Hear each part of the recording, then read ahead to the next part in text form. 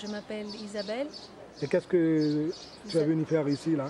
D'accord. Et je travaille en ce moment pour la coopération chilienne. Et je suis sur un projet de coopération triangulaire. C'est un projet qui verse sur l'employabilité, l'environnement et puis les jeunes, surtout les jeunes. Et c'est un projet comme c'est au sujet de l'environnement, et c'est placé depuis le ministère de l'Environnement. Et c'est une initiative qui est partie l'année passée, qui a fait tout un travail de diagnostic et de discussion avec les différentes équipes au niveau du ministère, du département d'ici, d'Aquin,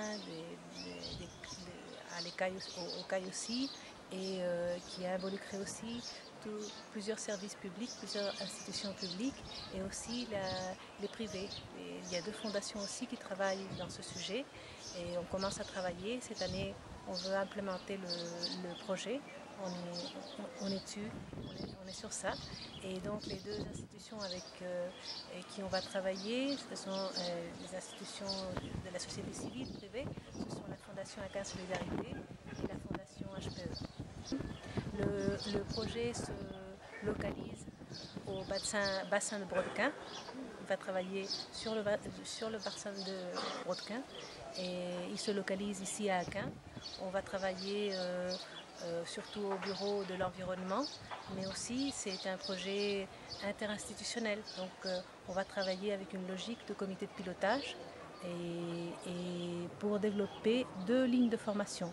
Une ligne de formation formelle où les jeunes auront la possibilité de terminer avec un CAP en environnement, 20 à 30 jeunes, et une deuxième ligne de formation pour les familles du bassin de Brodequin qui visera à améliorer les conditions de sol, l'amélioration aussi de l'eau, mais aussi la production et les transformations des produits, puis leur commercialisation. Okay. Comment voyez-vous la coopération entre Haïti et le Chili? C'est une bonne coopération. On a déjà eu une bonne expérience avec les CPE, les centres de protection de l'enfance, de la petite enfance, pardon. Et là donc on continue avec une autre initiative. Il y a plusieurs initiatives aussi à Haïti. Si je me souviens bien, il y a d'autres initiatives, par exemple l'école République à Port-au-Prince et il y a d'autres enjeux qui sont en train de se travailler avec l'UNICEF et d'autres institutions aussi. Et donc c'est ce qu'on travaille ici à Aquin, au bassin de Brodequin spécifiquement, et c'est une des plusieurs relations de coopération qu'on a avec Haïti. Et du moins ce qu'on a fait déjà de positif, selon ce que les gens, les personnes, les institutions avec qui on a travaillé nous ont dit ici à Haïti, c'est que c'est un projet qui démarre et s'appuie sur le savoir-faire d'Haïti. L'idée du projet est à l'origine du ministère de l'Environnement, mais c'est aussi avec toutes les autres institutions, le ministère de l'Agriculture, le secrétariat de formation professionnelle, la Fondation Aquin Solidarité, la Fondation HPE, la mairie, le comité de gestion du bassin, qu'on a petit à petit, tous ensemble, commencé à travailler avec le savoir-faire d'Haïti. Et donc ce sont ce qu'on va laisser, ce sont une action concrète à partir du savoir-faire d'Haïti. Et ça, je crois que c'est une manière de travailler, une façon de travailler qui vise, comme le nom du projet le dit, le pays, les montagnes avec le pays.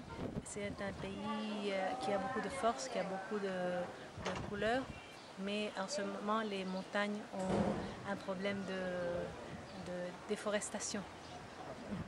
Donc c'est pour ça qu'on nous a demandé et qu'on est en train de tous ensemble de travailler pour récupérer le sol, pour avoir des sources d'eau, aussi de bonnes sources d'eau, et pour pouvoir petit à petit récupérer les montagnes, les forêts de montagne, les espèces, et récupérer aussi la possibilité que les gens puissent vivre, les paysans puissent vivre de ce qu'ils produisent, de leurs produits agricoles, qu'ils puissent les transformer.